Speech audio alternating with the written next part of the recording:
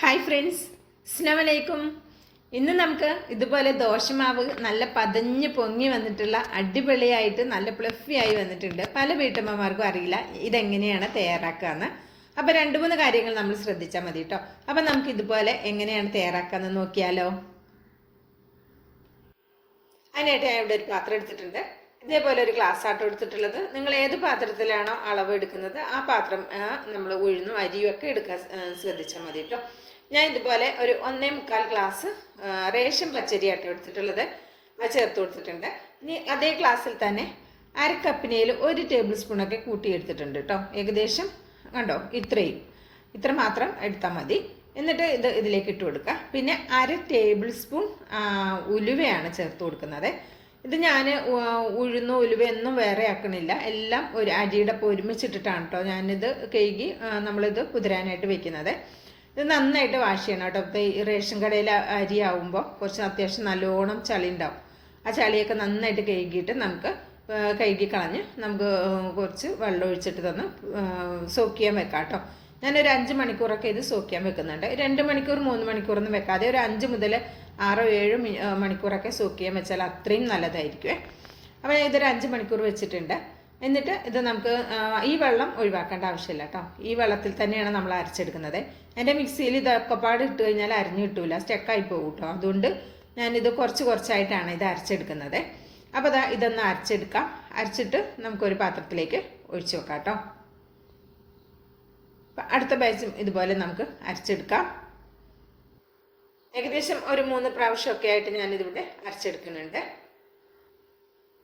Video skip ചെയ്യാതെ കണ്ടാൽ മാത്രമേ നമ്മൾ എന്തെല്ലാം ടിപ്പാണ് ഇതിൽ പറയണമെന്നുള്ളത് നിങ്ങൾക്ക് മനസ്സിലാവുള്ളൂ കേട്ടോ. അപ്പോൾ ഇതുപോലെ അരച്ചെടുത്തിട്ടുണ്ട്.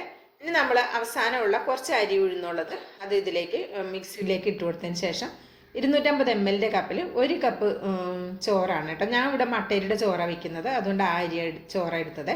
പിന്നെ അടുത്ത ടിപ്പ് എന്ന് പറയുന്നത് ഐസ് ക്യൂബാണ് കേട്ടോ. 2 ഐസ് ക്യൂബ് നമുക്ക് ലാസ്റ്റ് അരയ്ക്കുന്നതിൽ ചേർത്ത് കൊടുത്താൽ മതി. എന്നിട്ട് നന്നായിട്ട് അരച്ചെടുക്കുക.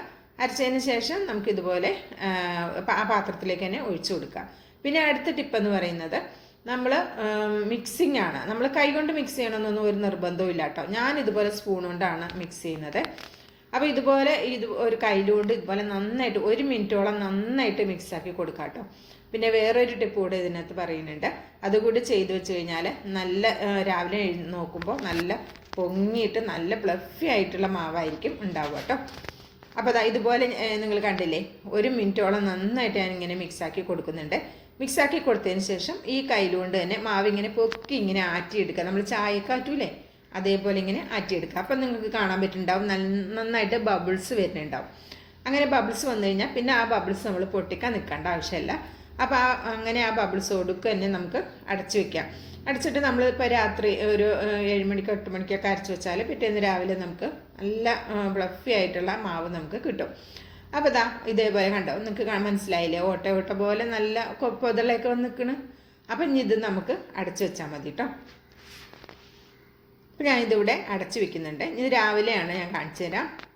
അപ്പോൾ രാവിലെ ആയിട്ടുണ്ട് കണ്ടോ, മാവ് നല്ല സോപ്പ് പത പോലെ പൊന്തി വന്നിട്ടുണ്ട്, നല്ല അടിപൊളിയായിട്ട് വന്നിട്ടുണ്ട്. മസാല കണ്ടോ, ഇതേപോലെ ആയി വന്നിട്ടുണ്ട്. അപ്പോൾ നിങ്ങളിങ്ങനെ മാവൊന്നും അരച്ച് വെച്ചിട്ട് പൊങ്ങണില്ല എന്നൊക്കെ കംപ്ലൈൻ്റ് ഉള്ളവർ ഈ രീതിയിലൊന്ന് ചെയ്ത് നോക്കൂ. ഉറപ്പായിട്ടും നിങ്ങൾക്ക് നല്ല അടിപൊളിയായിട്ടുള്ള ഇഡ്ഡലിയോ ദോശയോ തയ്യാറാക്കി എടുക്കാൻ പറ്റും. ഞാൻ ആദ്യം ഇതുകൊണ്ട് ഇഡ്ഡലിയാണ് തയ്യാറാക്കുന്നത്.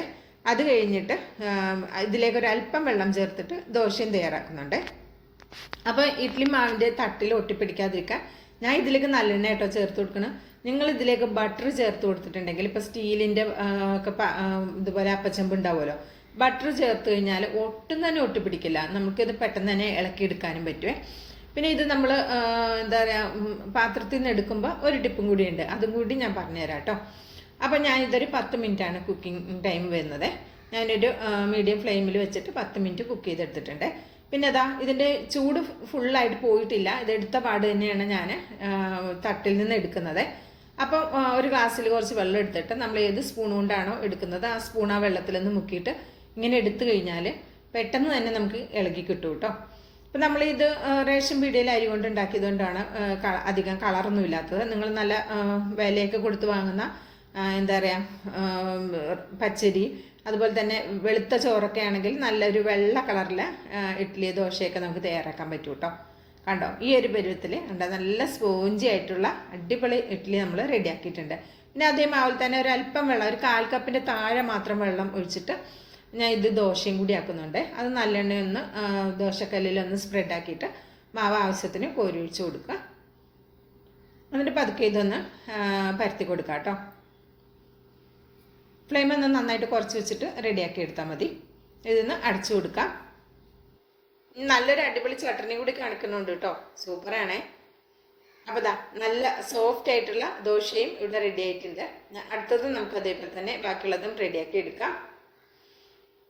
അപ്പോൾ ഇങ്ങനെ മാവ് റെഡിയാക്കി നോക്കിയിട്ട് നിങ്ങൾ അഭിപ്രായം പറയുന്നുണ്ട് കേട്ടോ. അതുപോലെ തന്നെ വീഡിയോ കണ്ടിട്ട് ഇഷ്ടപ്പെടുകയാണെങ്കിൽ മാത്രം ഒരു ലൈക്ക് തന്ന് സപ്പോർട്ട് ചെയ്യാനും നിങ്ങളുടെ വിലയേറിയ അഭിപ്രായം താഴ്ത്ത് രേഖപ്പെടുത്താനും മറക്കല്ലേ.